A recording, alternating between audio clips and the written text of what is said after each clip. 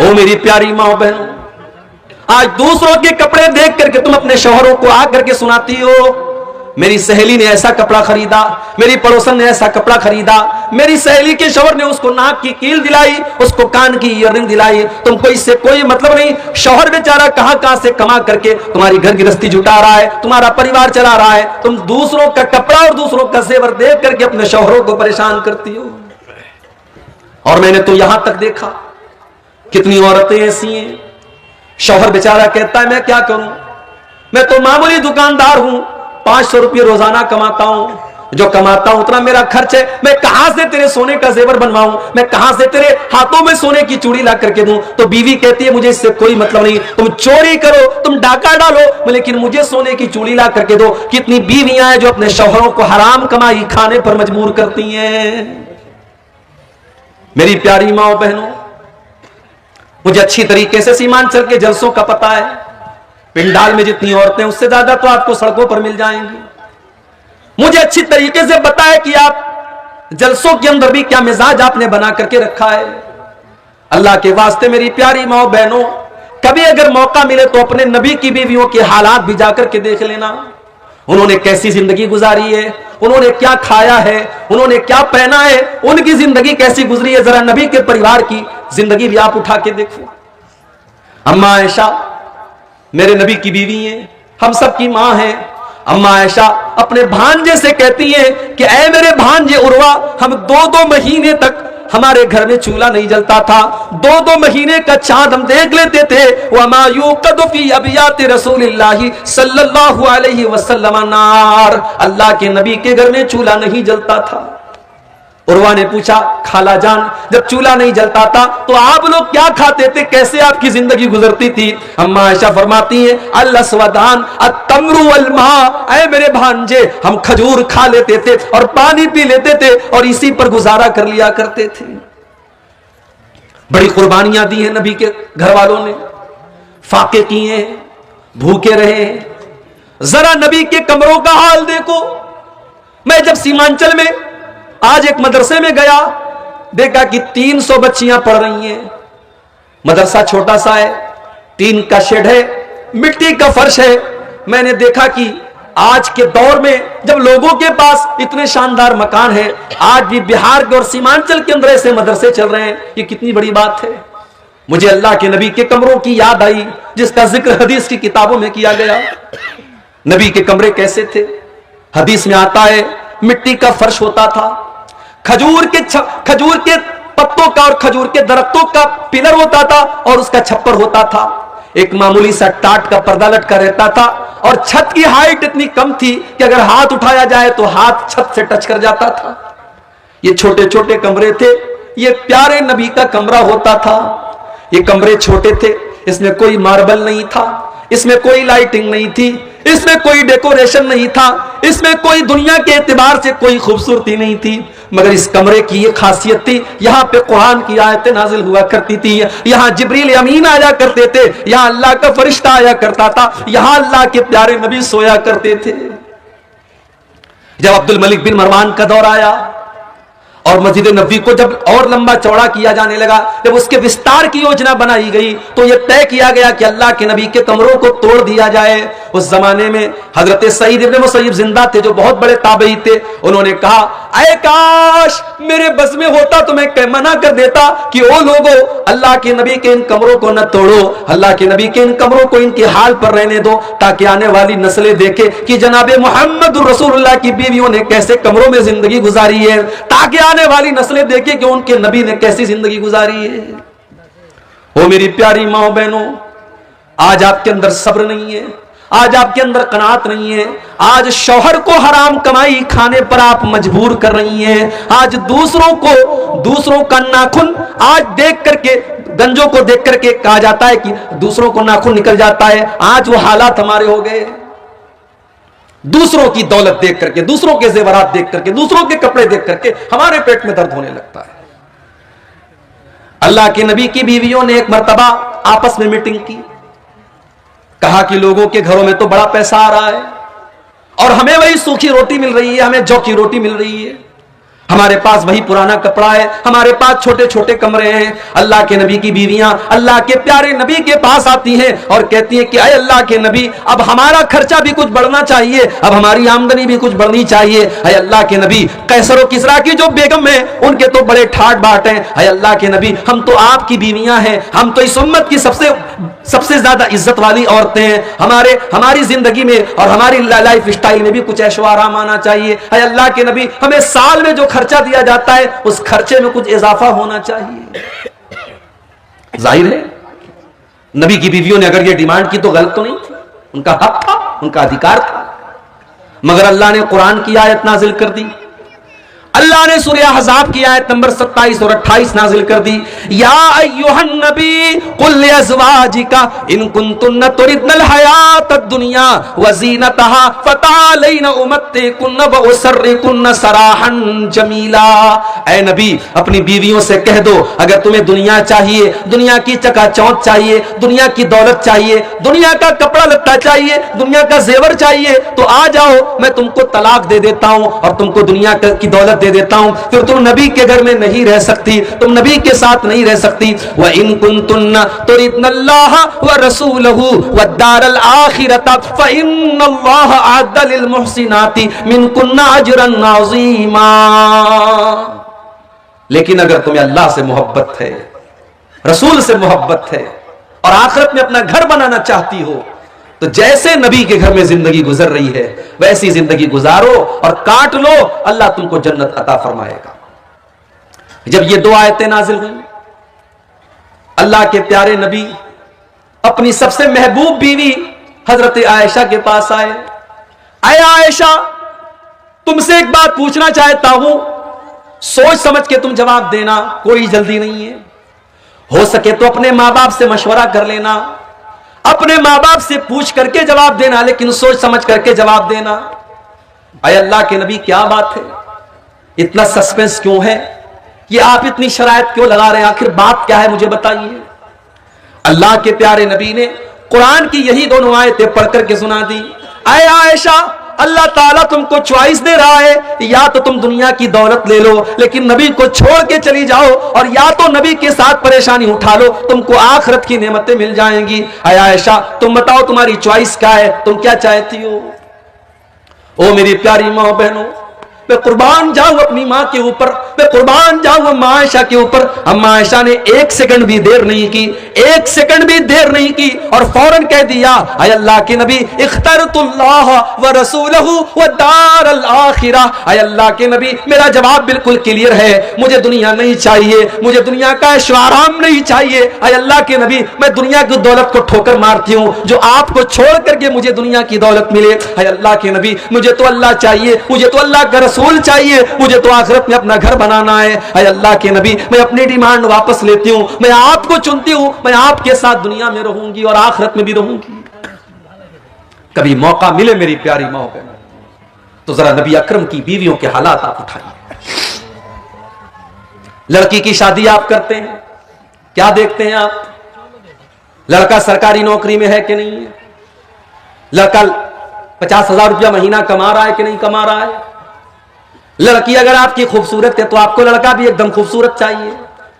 दीनदारी आज कौन पूछता है मेरे भाई, आज दीनदार लड़के बेचारे परेशान हैं, उनके रिश्ते नहीं मिल रहे हैं, दीनदार लड़कियां परेशान हैं, उनके लिए रिश्ते नहीं मिल रहे हैं। लड़कों की डिमांड के लंबा चौड़ा जहेज मिलना चाहिए और लड़की वालों की डिमांड के सरकारी नौकरी वाला और अच्छा कमाने वाला और लाखों कमाने वाला दामाद चाहिए। ओ लोगों, जरा नबी के चारों दामाद के हालात भी पढ़ लेना। नबी को भी अल्लाह ने 4-4 बेटियां दी थी और अल्लाह के नबी ने 4-4 बेटियों की शादी की थी, और अल्लाह की कसम, नबी की चारों बेटियों के निकाह में कोई बारात नहीं आई, कोई जहेज नहीं दिया गया, कोई डिमांड नहीं की गई, कोई बैंड बाजा नहीं बजाया गया, कोई गीत नहीं गाया गया, कोई हराम काम नहीं किया गया। और नबी ने रिश्ते में क्या देखा, दीनदारी देखी। नबी ने सबसे लाडली बेटी और सबसे छोटी बेटी का निकाह हजरत अली के साथ किया। और जब हजरत अली को अल्लाह के नबी ने दामाद बनाया तो उनके पास रहने को अपना घर भी नहीं था, उनके पास अपना बिस्तर भी नहीं था, उनके पास अपनी गिरस्ती को बनाने के लिए सामान, जरूरत के सामान भी नहीं थे। इसीलिए जब अल्लाह के नबी ने हजरत फातिमा की शादी की तो गिरस्ती को बनाने के लिए आपने बिस्तर भी दिया, आपने तकिया भी दिया, आपने चादर भी दिया, आपने बर्तन भी दिया ताकि गिरस्ती बन जाए। नबी ने दामाद के अंदर दीनदारी देखी, अखलाक देखा, कैरेक्टर देखा, किरदार देखा। शादी हो गई।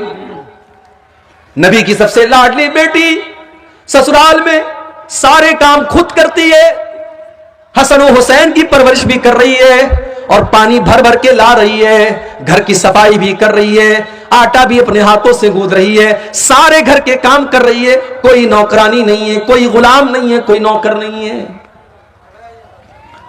हजरत फातिमा को पता चला मेरे अब्बा जान के पास कुछ गुलाम आए हैं, कुछ लौंडियां आई हैं। बुखारी के अल्फाज हैं, हजरत फातिमा अपने अब्बा से मिलने के लिए आती हैं, अब्बा से मुलाकात नहीं होती है। हजरत फातिमा अम्मा आयशा को यह पैगाम सुनाती हैं, मेरे अब्बा जान आए तो उनको बता देना कि आपकी बेटी फातिमा आपसे मिलने के लिए आई थी, और वो इसलिए आई थी क्योंकि उस आपकी बेटी के हाथों पर मेहनत करने की वजह से निशान पड़ गए हैं, आपकी लाडली बेटी के हाथों पर निशान पड़ गए हैं। अब्बा जान अगर हो सके तो अपनी बेटी को एक गुलाम दे देना, एक नौकर दे देना, आपकी बेटी को घर में काम करने में कुछ सहूलत मिल जाए, उसको सपोर्ट मिल जाए, कोई नौकर दे देना। शाम को अल्लाह के नबी घर में आए, अम्मा आयशा ने बताया कि आपकी बेटी मिलने के लिए आई थी और आपसे गुलाम मांग रही है। बुखारी के अल्फाज हैं, अल्लाह के नबी उसी वक्त अपनी बेटी के घर पहुंचे, दरवाजा खटखटाया, दरवाजा खुला, बिस्तर पर पहुंचे, दामाद अली भी मौजूद है और बेटी फातिमा भी मौजूद है। आपने कहा है अली, ऐ फातिमा, ऐ मेरी बेटी, ऐ मेरे दामाद, मेरे पास गुलाम तो आए हैं मगर मैं वो गुलाम तुम्हें नहीं दे सकता। इसलिए नहीं दे सकता कि मेरा जो मदरसा चल रहा है, मेरी मस्जिद के अंदर जो मेरे स्टूडेंट पढ़ रहे हैं, असहाबे सुफ़ा के नाम से जो मेरे स्टूडेंट हैं, जो मेरे दीन के तालिब इल्म हैं, उनको खिलाने पिलाने का मेरे पास कोई इंतजाम नहीं है। मैं उन गुलामों को बेच करके अपने उन गरीब सहाबा के खाने पीने का इंतजाम करूंगा। ऐ अली, ऐ फातिमा, मैं तुमको कोई गुलाम नहीं दे सकता। उस जमाने में भी मदरसे के बच्चों के लिए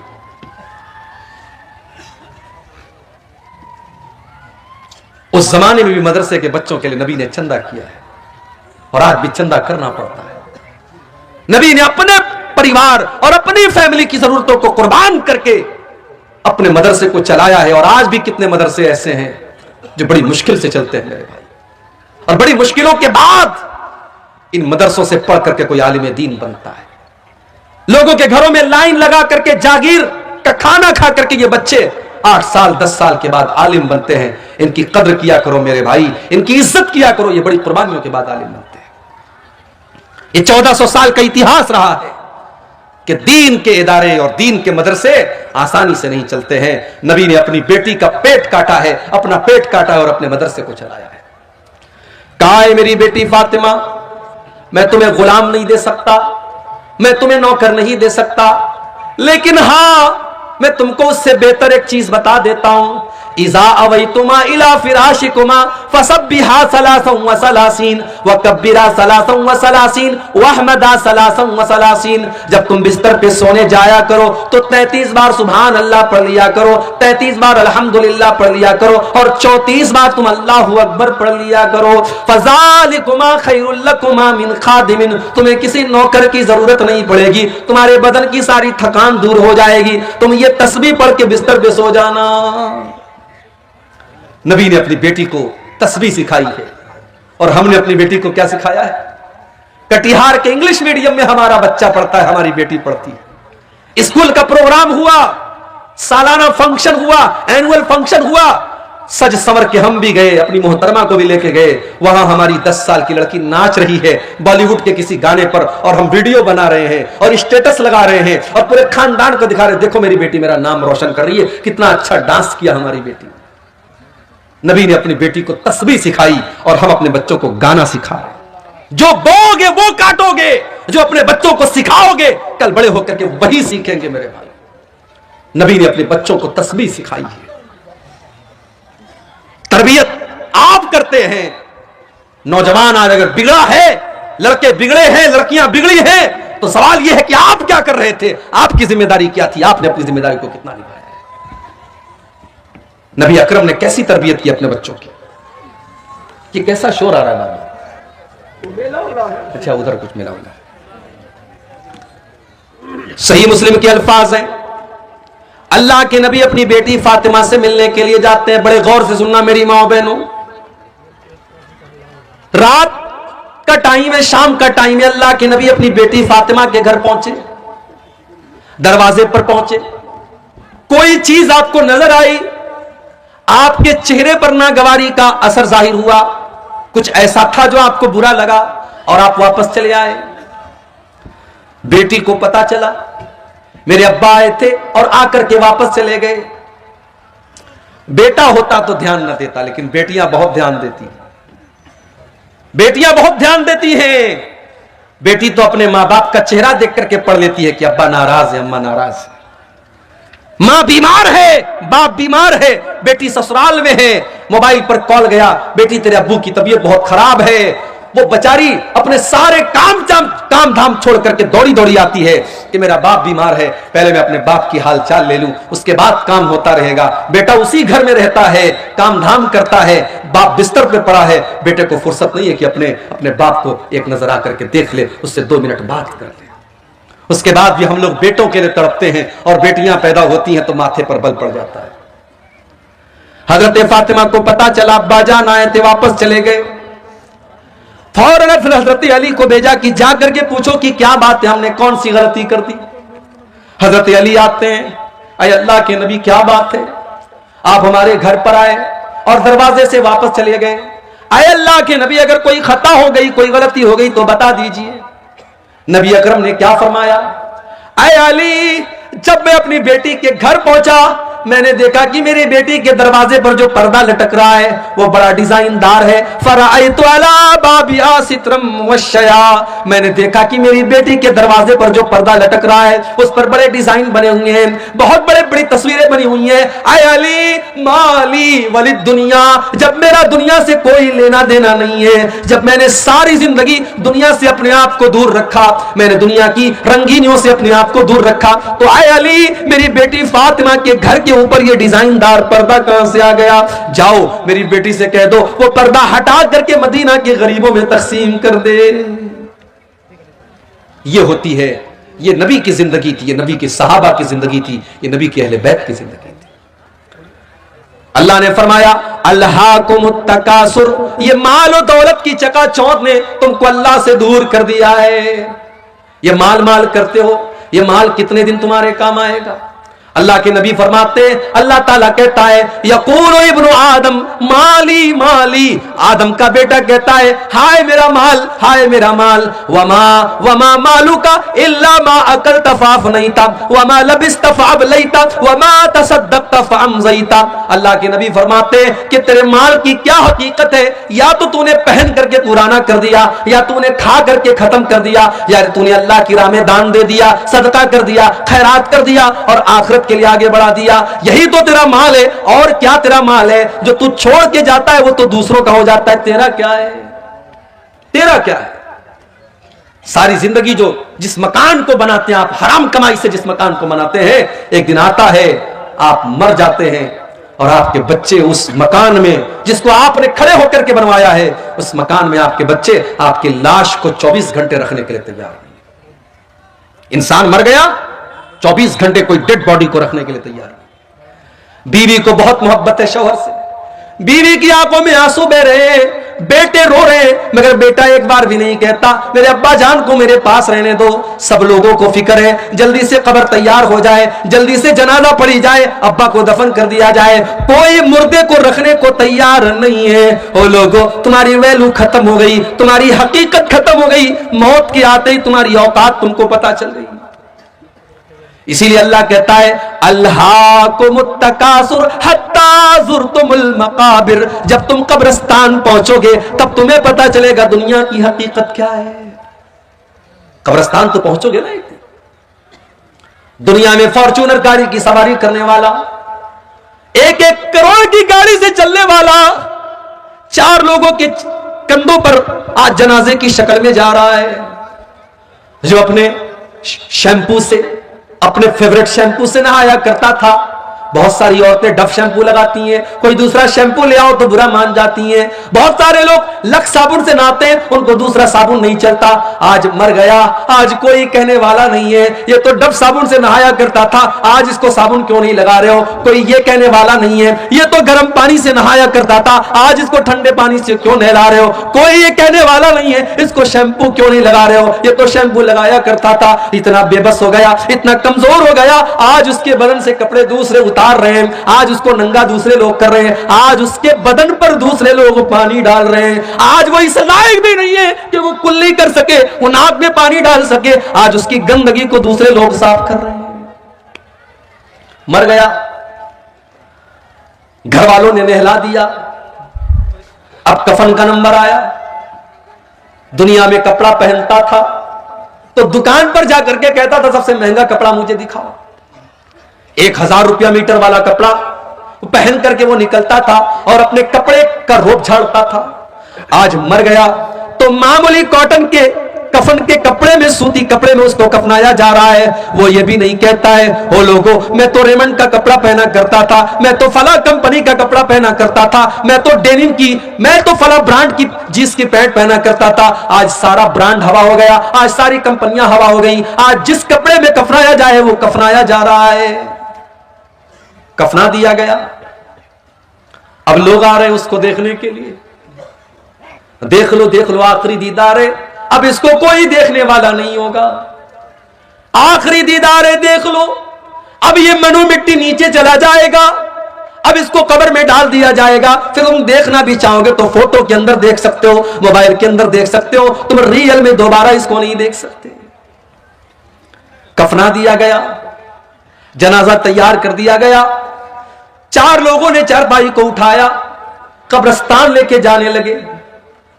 कब्रिस्तान लेकर के पहुंचे, इमाम साहब ने खड़े होकर के जनाजे की नमाज पढ़ाई। जनाजे की नमाज में इमाम साहब ने सूरह फातिहा पढ़ी,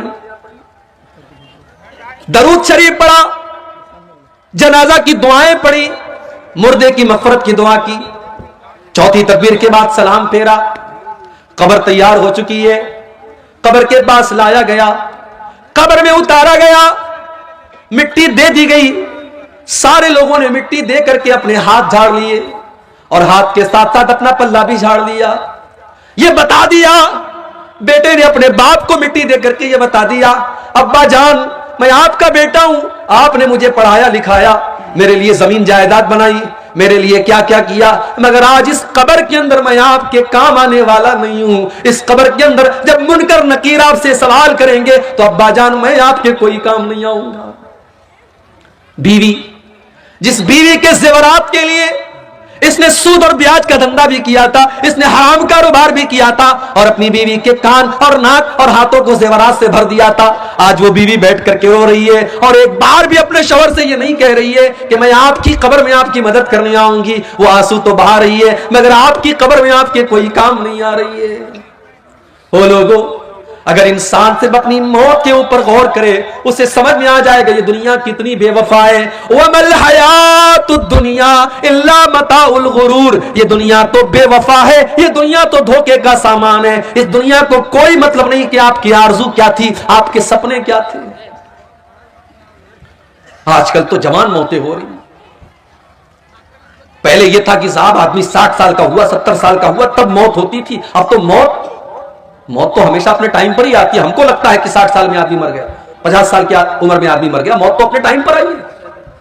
इस वक्त जवान मौतें बहुत हो रही हैं, किसी को कैंसर हो गया, किसी को डेंगू हो गया, कोई एक्सीडेंट में मर गया। इलाहाबाद की सरजमीन हमारे यूपी के अंदर है, डॉक्टर मोहसिन नाम का एक नौजवान लड़का, हट्टा कट्टा खूबसूरत लड़का, 1 साल पहले मुझे जलसे में मिलता है, मैं मना करता हूं फिर भी मेरे साथ सेल्फी लेता है, अपना मोबाइल नंबर मुझे देता है, मुझसे कांटेक्ट में रहता है, कौम की खिदमत करने का जज्बा भी उसके अंदर है। 1 साल का पीरियड भी नहीं गुजरा, फेसबुक के ऊपर पोस्ट आती है डॉक्टर मोहसिन की, मुझे डेंगू हो गया है, मेरे हक में दुआ करें। 3 दिन के बाद मैसेज आता है, डॉक्टर मोहसिन का इंतकाल हो गया, उसकी मगफरत की दुआ करें। डॉक्टर मोहसिन ने क्या सोचा होगा, मैं इस जवानी की आलम में, जबकि अभी तो मेरी शादी भी नहीं हुई, मेरे माँ बाप ने मेरी शादी का सपना देखा था, मेरा रिश्ता तय हुआ था, मैं किसी का दामाद बनने वाला था।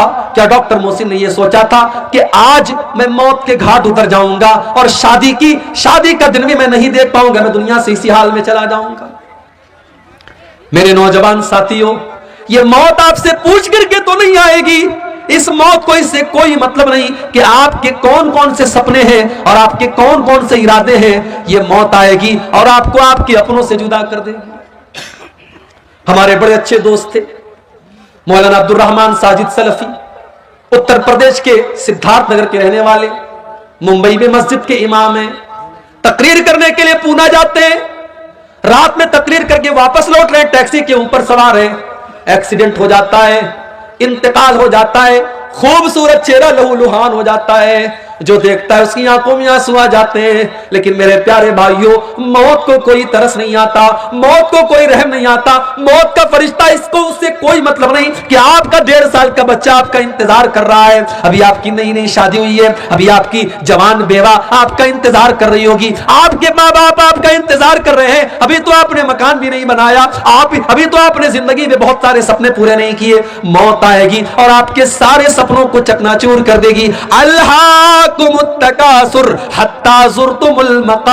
मेरे बंदो, तुम कितना भागोगे, तुम अल्लाह से भाग करके कहां जाओगे? हत्ता ज़ुरतुमुल मकाबिर, एक दिन तो तुमको कब्रिस्तान आना है। हम तो इतने बेरहम हो गए, हम तो कब्रिस्तान में भी बैठ करके मोबाइल पर गर्लफ्रेंड से बातें कर रहे हैं। हम तो इतने बेरहम हो गए कि कब्रिस्तान पर बैठ करके गीबत और चुगली हो रही है, और कब्रिस्तान पे बैठ करके जुआ खेला जा रहा है, और कब्रिस्तान में बैठ करके शराब पी जा रही है। हमें तो कब्रिस्तान में भी मौत याद नहीं आती। ओ लोगों, मेरे नबी को तो कब्र को देख करके मौत याद आ जाती थी। इब्ने माजा की रिवायत है, एक अंसारी सहाबी का जनाजा है, जनाजे को कब्र में उतारा जा रहा है। अल्लाह के प्यारे नबी अपने सहाबा के साथ कब्र के पास बैठे हुए हैं, और आपकी आंखों से आंसू बहने लगते हैं, और इतना रोते हत्ता बल्लसरा, वहां की जमीन आपकी आंसुओं से भीग जाती है। उसके बाद आप कब्र की तरफ इशारा करके कहते हैं, लिमिस्लि हाज़ा फ़अइदू या इख़वानी, ऐ मेरे सहाबा, इस कब्र की तैयारी करो, यहां तुमको आना है। ओ लोगों, हम तो इतने कठोर दिल हो गए, हमको तो कब्र देख करके भी मौत याद नहीं आती। हत्ता ज़ुरतुमुल मक़ाबिर, कब्रिस्तान तो तुमको जाना है। इंसान बहुत तरक्की कर गया, बड़े बड़े हॉस्पिटल खुल गए, कटिहार में, किशनगंज में, दिल्ली में, मुंबई में, मगर आज भी डॉक्टर के पास मौत का कोई इलाज नहीं है। एक टाइम ऐसा आता है, डॉक्टर कहता है साहब मरीज को ले जाओ, अब इसको दवा की नहीं, इसको दुआ की जरूरत है। एक ऐसा टाइम आता है, डॉक्टर भी अपने, पुलिस वाला भी अपने सर की टोपी उतार देता है, और डॉक्टर भी अपने सर का रुमाल खोल देता है, और कहता है अब इनके पास, मेरे पास इनका कोई इलाज नहीं, इनकी मौत का टाइम आ चुका है। इसीलिए अल्लाह कुरान में सूरह वाक़िया के अंदर फरमाता है, कल्ला इज़ा बलगतिल हुल्क़ूम व अंतुम हीनइज़िन तंज़ुरून, मेरे बंदो, जब मौत का टाइम आता है, जब रूह के निकलने का टाइम आता है, फलौला इज़ा बलगतिल हुल्क़ूम व अंतुम हीनइज़िन तंज़ुरून, तुम अपनी आंखों से देख रहे हो कि इंसान दुनिया से जा रहा है, उसकी मौत का टाइम करीब है। व नहनु अक़रबु इलैहि मिनकुम वलाकिन ला तुबसिरून, बीवी ये समझती है कि शौहर के सबसे करीब मैं बैठी हूं, बेटा ये समझता है कि बाप के सबसे करीब मैं बैठा हूं। अल्लाह कहता है कि तुमसे ज्यादा करीब तो हम हैं, उस मरने वाले से तुमसे ज्यादा करीब तो हम हैं, लेकिन तुमको नजर नहीं आता, हम तो उस मरने वाले के तुमसे भी ज्यादा करीब हैं। फलौला इन कुंतुम गैर मदीनीन तरजिऊनहा इन कुंतुम सादिकीन, अगर तुम्हें यह लगता है कि तुम्हारे ऊपर अल्लाह का पावर नहीं है, अल्लाह की ताकत नहीं है, तो जरा मरने वाले की रूह को वापस डाल करके दिखा दो, जरा मौत से उसको बचा करके दिखा दो। तुम नहीं दिखा सकते, मौत से बच नहीं सकते तुम। और इसीलिए अल्लाह ने अपने नबियों को भी मौत के घाट उतारा, नबियों को भी मौत आई। सुलेमान अलैहिस्सलाम इतने बड़े नबी हैं, जिन्नात उनके कंट्रोल में है और जिन्नात उनके हुक्म से बैतुल मुकद्दस की तामीर कर रहे हैं। हजरत सुलेमान उनको डायरेक्शन दे रहे हैं और जिन्नात बैतुल मुकद्दस की तामीर कर रहे हैं। सुलेमान अलैहिस्सलाम लाठी के सहारे खड़े हैं और उनको डायरेक्शन दे रहे हैं और उसी हाल में सुलेमान अलैहिस्सलाम को मौत आ गई। लाठी पर टेक लगा करके खड़े थे, मौत आ गई, इंतकाल हो गया सुलेमान अलैहिस्सलाम का। आंखें खुली है, जिन्नात ये समझ रहे हैं कि सुलेमान अलैहिस्सलाम देख रहे हैं, वो फटाफट अपना काम कर रहे हैं।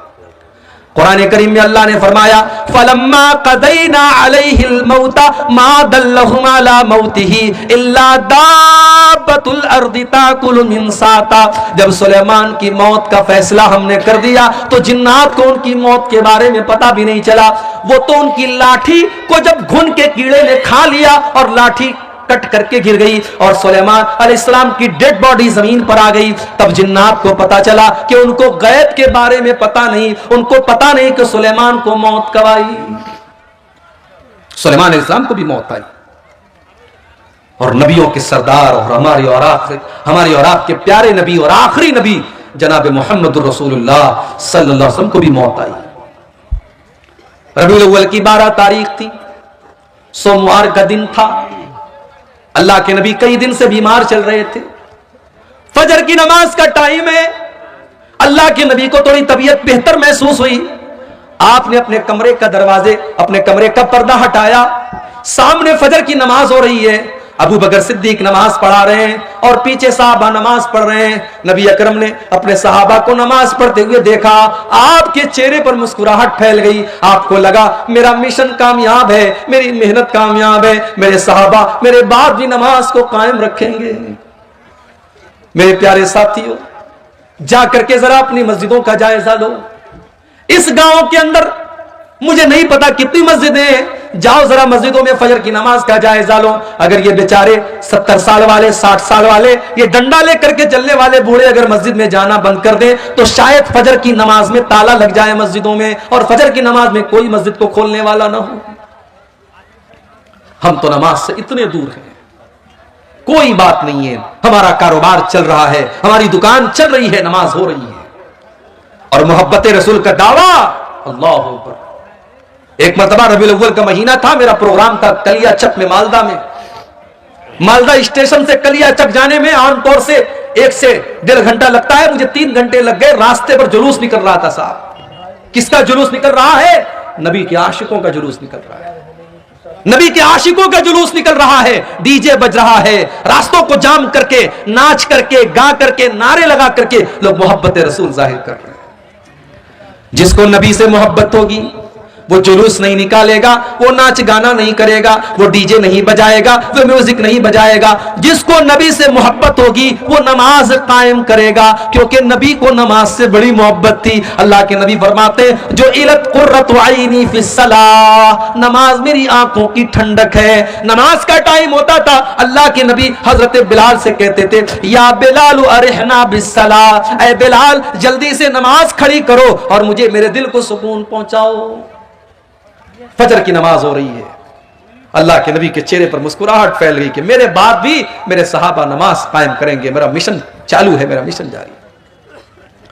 नबी अकरम ने जुबान से कुछ नहीं कहा है, पर्दा हटाया है और दरवाजे पर आकर के खड़े हैं। सहाबा को अपने नबी से इतना प्यार था, उन्होंने महसूस कर लिया, उनको अपने नबी की खुशबू महसूस हो गई। उनको पता चल गया कि अल्लाह के नबी अपने दरवाजे पर आए हैं। सहाबा ने नमाज की हालत में अबू बकर सिद्दीक को इशारा करना शुरू किया कि अल्लाह के नबी आ चुके हैं, अब तुम पीछे आ जाओ, अल्लाह के नबी नमाज पढ़ाएंगे। हजरत अबू बकर ने पीछे हटने का इरादा भी किया, लेकिन अल्लाह के नबी ने इशारा किया कि नहीं नहीं तुम नमाज पढ़ाते रहो, और अल्लाह के नबी ने दोबारा पर्दा गिरा दिया। और सहाबा कहते हैं ये आखिरी नजर थी जो अल्लाह के नबी ने सहाबा पर डाली थी। फजर का वक्त था, फिर सूरज निकला, दिन चढ़ने लगा, चाश्त का वक्त आने लगा, और जैसे जैसे दिन चढ़ रहा है मोहम्मद रसूलुल्लाह की तकलीफ में इजाफा हो रहा है।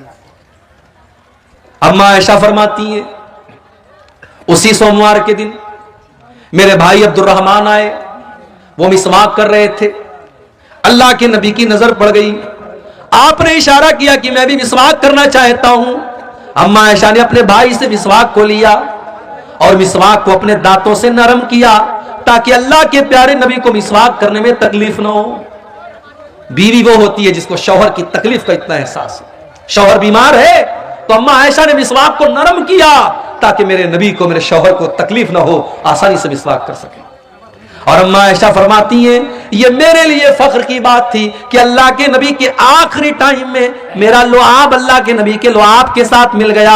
मैंने मिसवाक को नरम किया और अल्लाह के नबी को दिया और आपने उसी मिसवाक से अपने दांतों को साफ किया। इसीलिए उलमा कहते हैं अगर किसी को यह एहसास हो कि मेरा आखिरी टाइम है तो आखिरी टाइम में मिसवाक करना चाहिए। यह भी अल्लाह के रसूल की सुन्नत है। मिसवाक किया आपने, बेचैनी बढ़ने लगी। आपके बगल में एक प्याले में पानी रखा हुआ था, आप बार बार अपने हाथ में पानी लेते, अपने चेहरे पर छिड़क लेते और कहते अल्लाहुम्मा इन्नी अला सकरातिल मौत, हाय अल्लाह तुम मौत की सख्तियों पर मेरी मदद फरमा, हाय अल्लाह सकरातुल मौत पर तू मेरी मदद फरमा। अम्मा आयशा फरमाती हैं कि पहले मैं मौत की सख्ती को बहुत गलत समझती थी, मगर जब अपने नबी के ऊपर मैंने मौत की सख्ती को देखा तब मैंने मौत की सख्ती को गलत समझना बंद कर दिया।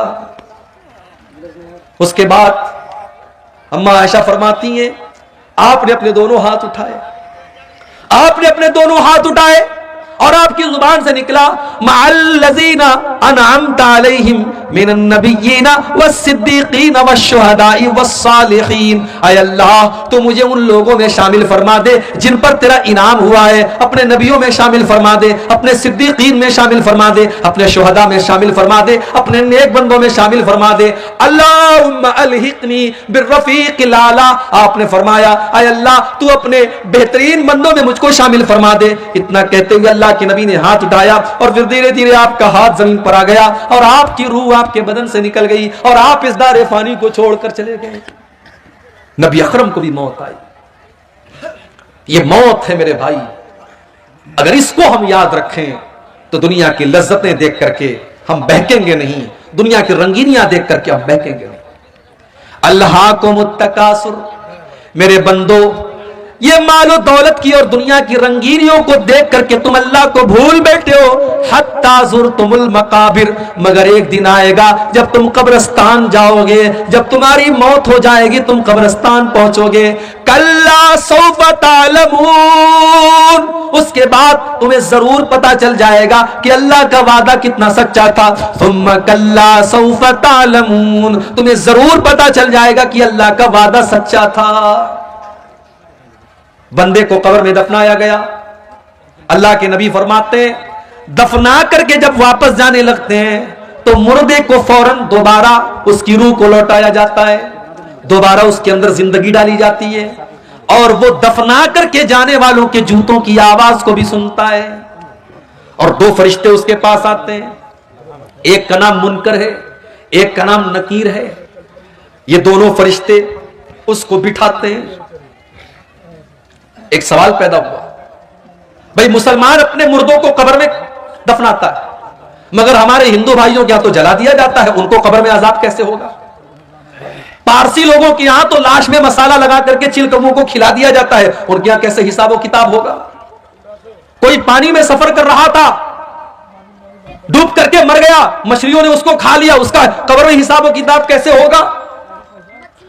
कोई फ्लाइट में सफर कर रहा था और फ्लाइट में हादसा हो गया और फ्लाइट में जितने लोग थे सब मर गए, चिथले उड़ गए, उनका हिसाब किताब कैसे होगा कब्र के अंदर? तो ये बात याद रखिए, इन्नल्लाह अला कुल्लि शैइन कदीर। ये सवाल हमारे लिए पैदा होता है कि हमारे लिए ये काम संभव है कि नहीं है, मुमकिन है कि नहीं है, पॉसिबल है कि नहीं है। अल्लाह के लिए सब कुछ पॉसिबल है। अल्लाह जिस हाल में चाहेगा और जहां चाहेगा वहां कब्र का जो मामला होगा वो होगा। मेरे भाई, मुसलमान के मुर्दों को कब्र के अंदर अजाब और सवाब जो होगा वो मिलेगा। गैर मुस्लिम जिनको जला दिया जाता है उनका भी हिसाब किताब होगा, पारसियों का भी हिसाब किताब होगा, फ्लाइट के अंदर जलने वालों का भी कब्र का मामला होगा। अब उनका कैसे मामला होगा उसकी हकीकत हम नहीं जानते, लेकिन होगा, हमारा उसके ऊपर ईमान है। हमारी अकल में आए ना आए, हमारी लॉजिक में आए ना आए, लेकिन हमें मानना है, हमें ईमान रखना है। इसलिए कि अल्लाह ने अपने मोमिन बंदों की यह पहचान बताई, अल्लज़ीना युमिनूना बिल गैब, कि वो गैब के ऊपर ईमान रखते हैं, वो बगैर देखे ईमान रखते हैं। दो फरिश्ते आए, मुनकर नकीर, उन्होंने बिठाया आपको, उन्होंने 3 सवाल पूछा। मन रब्बु का, तुम्हारा रब कौन? मां दीनों का, तुम्हारा दीन क्या? मन नबियों का, तुम्हारे नबी कौन? तुम्हारा रब कौन, तुम्हारे नबी कौन, तुम्हारा दीन क्या? यही 3 सवाल होगा बस, चौथा कोई सवाल नहीं होगा। कितनी प्रॉपर्टी बना के आए, सवाल नहीं। कितना पढ़ लिख करके आए, यह भी सवाल नहीं। कितना धन दौलत कमाया, यह भी सवाल नहीं। सवाल 3 होगा, तेरा रब कौन, तेरा दीन क्या और तेरे नबी कौन। अब जरा दिल पर हाथ रख के बताना मेरे भाइयों, इन 3 सवालों का जवाब आपको कहां मिलेगा? स्कूल में तो नहीं मिलेगा, कॉलेज में तो नहीं मिलेगा, साइंस में नहीं मिलेगा, मैथ में नहीं मिलेगा, हिस्ट्री में नहीं मिलेगा, इंग्लिश की किताबों में नहीं मिलेगा। इन 3 सवालों का जवाब रब के कुरान में मिलेगा और मुस्तफा के फरमान में मिलेगा। आप आज बच्चों को मदरसे नहीं भेजते, मुझे एतराज नहीं, आप स्कूल भेजो, मुझे कोई एतराज नहीं, मगर आप अपने बच्चे को इस लायक बनाओ, अपनी बेटी को इस लायक बनाओ कि आपका बच्चा और बच्ची स्कूल में पढ़कर के इन 3 सवालों का सही जवाब दे दे। उसे पता हो कि उसका रब कौन है, उसे पता हो उसका इस्लाम, उसका दीन क्या है, और उसको पता हो कि उसके नबी कौन। जिस स्कूल में क्रिसमस के मौके पर ऊपर से टॉफी गिरा करके यह बताया जा रहा हो कि आज अल्लाह का बेटा पैदा हुआ है, नऊज़ बिल्लाह, आज अल्लाह का बेटा पैदा हुआ इसलिए अल्लाह ताला टॉफी बांट रहा है, जहां स्कूल में बच्चों को यह तालीम दी जा रही हो, वहां का बच्चा कैसे मुसलमान होगा? जहां लड़कियों को यह सिखाया जा रहा हो कि तुम्हारे बदन का कोई पर्दा नहीं है, तुम जैसे चाहे वैसे कपड़े पहन करके निकल सकती हो, वहां पढ़ने वाली लड़की कहां से पर्दा करेगी और उसकी आंखों में कहां से शर्म हया आएगी? इसीलिए आज मुसलमान लड़कियां गैरों के साथ फरार हो रही हैं। नाम था सलमा बानो, नाम था आयशा बानो, उसने नाम रख लिया संगीता देवी, सीता देवी, उसने मजहब भी तब्दील कर लिया, उसने मुर्तद भी हो गई। वो कितनी मिसालें मौजूद हैं। आफ्ताब और श्रद्धा की कहानी तो बहुत मीडिया वालों ने चलाई, मगर इस जैसी लाखों कहानियां जहां मुसलमान लड़कियों को बाकायदा जाल में फंसाया गया और उनको मुर्तद बनाया गया और मार करके इज्जत लूट करके खत्म कर दिया गया, उन कहानियों को कोई मीडिया वाला चलाने को तैयार नहीं है। और आज तो मीडिया वालों को भी खरीदा जा रहा है। इस मुल्क में एक चैनल था, न्यूज चैनल, जो थोड़ी बहुत सच्चाई दिखाता था, उसको भी बहुत बड़े लोगों ने खरीद लिया। यह अलग बात है कि एक ऐसा भी जर्नलिस्ट था, एक ऐसा भी पत्रकार था, सहाफी था, वो नहीं बिका। उसने कहा मैं एनडीटीवी से इस्तीफा दे दूंगा, मगर मैं झूठ का साथ नहीं दे सकता। अल्लाह ऐसे पत्रकारों और ऐसे जर्नलिस्ट की हिफाजत करे, उन्हें और सच बोलने की तौफीक अता फरमाए। मेरे भाइयों, आप सोचिए कि आज हमारी बेटियों के पास दीन की तालीम नहीं है, उन्हें ईमान की अहमियत नहीं पता, और कब्र में यही 3 सवाल पूछा जाएगा, तेरा रब कौन है, तेरे नबी कौन है, तेरा दीन क्या है। अच्छा, अगर हम दुनिया में रट लें मेरा रब अल्लाह है, मेरा दीन इस्लाम है, मेरे नबी मोहम्मद है, रटने से काम नहीं चलेगा। रटना नहीं है।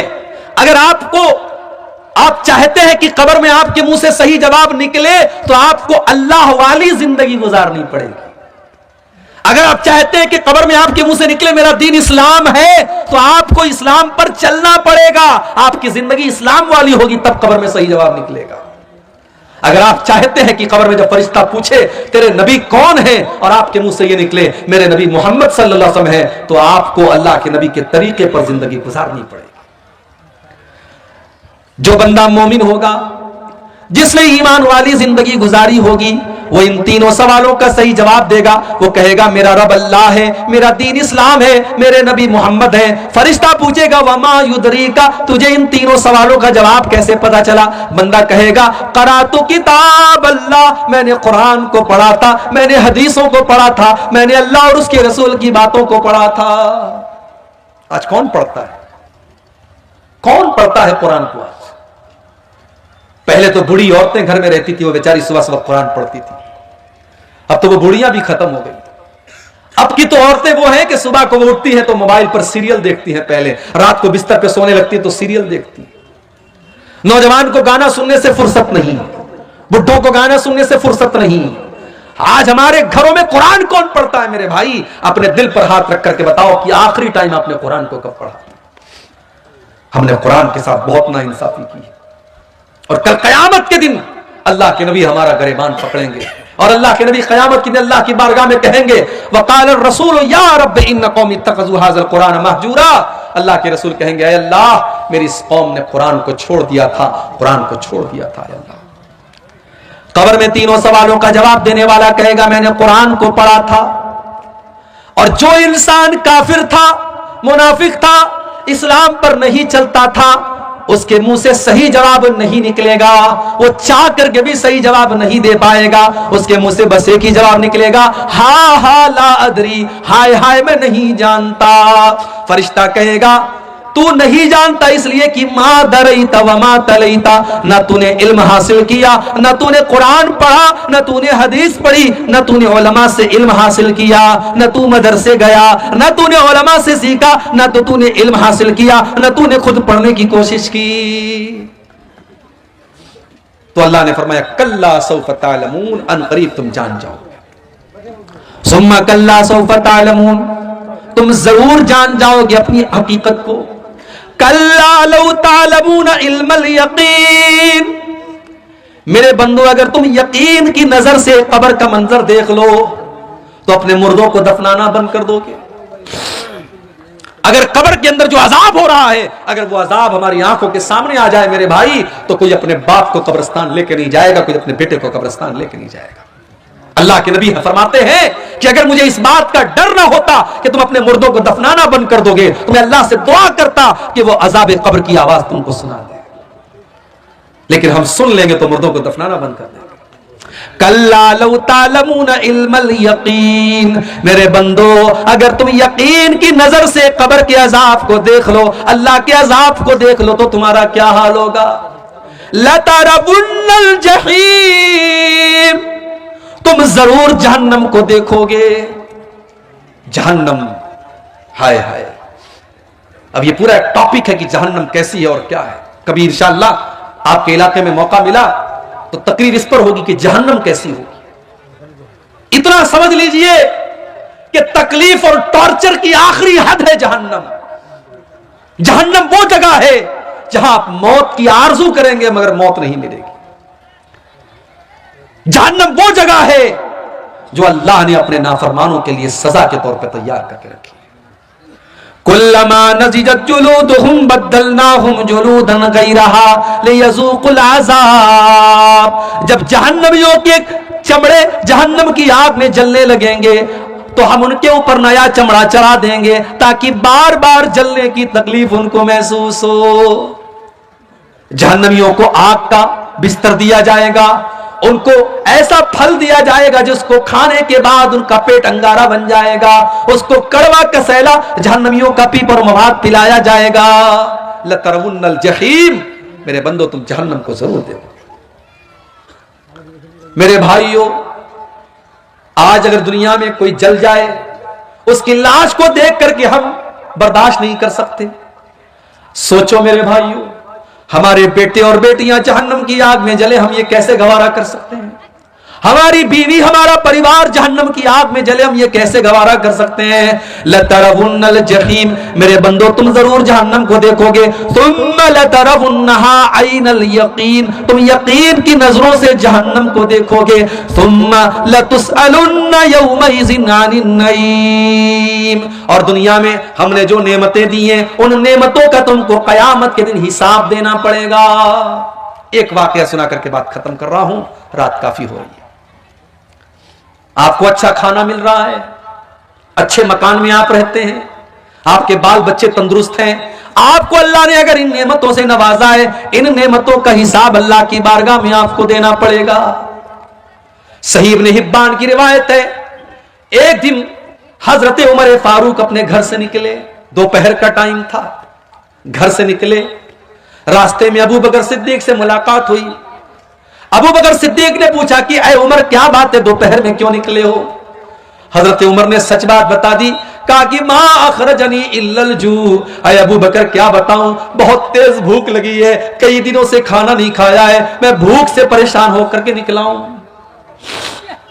हजरत अबू बकर सिद्दीक ने कहा अल्लाह की कसम, जिस वजह से तुम निकले हो उसी वजह से मैं निकला हूं, मैंने भी कई दिन से खाना नहीं खाया है, मैं भी भूख से परेशान होकर के निकला। थोड़ी देर के बाद अल्लाह के प्यारे नबी निकले, देखा कि अबू बकर मौजूद है, उमर मौजूद है। आए अबू बकर है उमर, क्या बात है, इतनी दोपहर में क्यों निकले हो? दोनों ने कहा कि अल्लाह के नबी हम भूख से परेशान होकर के निकले। आपने फरमाया आए अबू बकर है उमर, वल्लाही मा अखरजनी इल्लल जू, मैं भी भूख से परेशान होकर के निकला हूं। हमारे पास आज चैन से रोटी मिल रही है, चैन से चावल मिल रहा है, खा रहे हैं, पी रहे हैं, कितनी बड़ी नेमत है मेरे भाई। यहां अल्लाह के नबी हैं, अबू बकर हैं, उमर हैं, दुनिया के अल्लाह के नबी हैं, और नबी के बाद दुनिया की सबसे महान दो हस्तियां हैं, और ये तीनों लोग भूखे होकर के निकले हैं। अल्लाह के नबी ने कहा चलो अबू अय्यूब अंसारी के घर चलते हैं। ये अबू अय्यूब अंसारी कौन थे? ये वही सहाबी थे जब अल्लाह के नबी मदीना पहुंचे थे तो आपकी ऊंटनी इनके दरवाजे के पास बैठी थी और आपने इन्हीं के घर में क़याम किया था, और ये अल्लाह के नबी के मेजबान थे। अल्लाह के नबी की आदत थी कि रोजाना अबू अय्यूब अंसारी के घर जाते थे और अबू अय्यूब अंसारी कुछ नाश्ता आपको कराते थे। दोपहर का टाइम था, अल्लाह के नबी गए, दरवाजा खटखटाया, बीवी ने दरवाजा खोला, उम्मे अय्यूब ने दरवाजा खोला, देखा कि अल्लाह के नबी और अबू बकर और उमर मौजूद हैं। उम्मे अय्यूब ने कहा मरहबा, खुशामदीद, वेलकम, स्वागत, अय अल्लाह के नबी आप मेरे घर पर पधारे हैं, आप मेरे घर पर आए हैं, ये तो मेरे लिए बड़ी किस्मत की बात है। अय अल्लाह के नबी आप जल्दी से घर में तशरीफ लाएं। नबी अकरम ने पूछा अबू अय्यूब अंसारी हैं घर पे? अय अल्लाह के नबी वो तो खेत में काम कर रहे हैं। अभी ये बातचीत चल ही रही है कि अबू अय्यूब अंसारी खेत में काम कर रहे हैं, और कानों में अल्लाह के नबी की आवाज पहुंची, आए दरवाजे पर और खुश होकर के कहने लगे आज तो मेरी बड़ी खुशनसीबी की बात है, अल्लाह के रसूल मेरे घर पे आए हैं, अबू बकर मेरे घर पे आए हैं, उमर मेरे घर पे आए हैं। तीनों लोग घर में दाखिल हुए। अबू अय्यूब अंसारी ने पूछा अय अल्लाह के नबी आप तो शाम के टाइम आते थे, दोपहर के टाइम आप नहीं आते थे, क्या बात है? अय अबू अय्यूब बहुत तेज भूख लगी है, कुछ खाने का लाओ। अय अल्लाह के नबी अभी लाता हूं। जल्दी से दौड़े दौड़े गए और खजूरों की, हर टाइप की खजूरों का गुच्छा तोड़ के ले आए। कुछ पक्की खजूरें थी, कुछ कच्ची खजूरें थी, कुछ तर खजूरें थी, कुछ सूखी खजूरें थी, सारी खजूरों का गुच्छा लेके आ गए। ठंडा ठंडा पानी लेके आ गए। अपनी बीवी से कहा तू रोटी बना, और बकरी को पकड़ के लाए और बकरी को ज़बह करने लगे। नबी अकरम ने पूछा कि ये दूध देने वाली बकरी तो नहीं है? कहा नहीं है अल्लाह के नबी। कहा ठीक है ज़बह कर दो। बकरी ज़बह कर दी, गोश्त तैयार हो गया, रोटी तैयार हो गई, खजूर खाई जा रही है, पानी पिया जा रहा है। नबी अकरम ने फरमाया ऐ अबू अय्यूब ये बकरी का गोश्त हो सके तो थोड़ा फातिमा के घर भिजवा देना, उसने कई महीनों से गोश्त नहीं खाया है, हो सके तो मेरी बेटी के घर ये गोश्त भिजवा देना। उसके बाद ये कई दिन के भूखे लोग थे, रोटी खा रहे हैं, गोश्त खा रहे हैं, खजूर खा रहे हैं, पानी पी रहे हैं। तबीयत बिल्कुल मुतमईन हो गई, सेटिस्फाइड हो गई, लेकिन अल्लाह के नबी की आंखों से आंसू बह रहे हैं। साहबा ने पूछा अल्लाह के नबी क्या बात है? कई दिनों के बाद आपको अच्छा खाना मिल रहा है, खजूर मिल रही है, पानी मिल रहा है, बकरे का गोश्त मिल रहा है, और आपकी आंखों में आंसू बह रहे हैं। आपने फरमाया है अबू बकर, ऐ उमर, अभी कुछ देर पहले हम तीनों इतने भूखे प्यासे थे कि अपने घर से निढाल होकर के हम निकले थे, और अभी अल्लाह ने कितना नवाज दिया, ठंडा ठंडा पानी भी मिल रहा है, हर तरीके की खजूरें भी मिल रही हैं, बकरे का गोश्त भी मिल रहा है, और रोटी भी मिल रही है। ऐ अबू बकर, ऐ उमर, यही तो अल्लाह की वो नेमतें हैं जिन नेमतों का अल्लाह हिसाब लेगा। और अल्लाह ने कुरान में ये कह भी दिया है लतुसअलुन्न यौमइज़िन अनिन नईम, मेरे बंदो तुमसे अल्लाह तुम्हारी नेमतों का हिसाब लेगा। मेरे भाइयों, मेरे नौजवान साथियों, अगर आप खूबसूरत हैं तो ये खूबसूरती भी नेमत है और अल्लाह हिसाब लेगा। अगर आप बॉडी बिल्डर हैं और आपके बदन में ताकत है, इस ताकत का अल्लाह हिसाब लेगा। अगर आप पूरे गांव में सबसे ज्यादा पैसे वाले हैं और आपके पास दौलत है, इस दौलत का अल्लाह हिसाब लेगा। अगर आप बाल बच्चे वाले हैं और आपके बहुत सारे बच्चे हैं और सब तंदुरुस्त हैं, खुशहाल हैं, इन बच्चों का भी अल्लाह हिसाब लेगा। लतुसअलुन्न यौमइज़िन अनिन नईम, अल्लाह अपनी नेमतों का हिसाब लेगा। अब आपको करना क्या है? करना बस इतना है कि आप अल्लाह की नेमतों का सही इस्तेमाल करिए। अल्लाह ने जो नेमत भी आपको दी है, चाहे वो इल्म की शक्ल में हो, वो दौलत की शक्ल में हो, वो ताकत की शक्ल में हो, हुकूमत की शक्ल में हो, आप उस नेमत का सही इस्तेमाल कीजिए। उसको ऐसी जगह इस्तेमाल कीजिए जहां अल्लाह राजी हो होता हो, इंशाअल्लाह अल्लाह आपको उसका बेहतर बदला देगा। ये सूरह तकासुर की आयत की चंद तफसीर मैंने आपके सामने थोड़ी सी मुख्तसर तफसीर आपके सामने पेश की है। अल्लाह से दुआ है रब्बुल आलमीन हम सबको अपनी जिंदगी में आखिरत की तैयारी करने की तौफीक अता फरमाए। अल्लाह मौत के बाद की जिंदगी के लिए हम सबको तैयारी करने की तौफीक अता फरमाए। आमीन व आखिर दावाना अल्हम्दुलिल्लाहि रब्बिल आलमीन।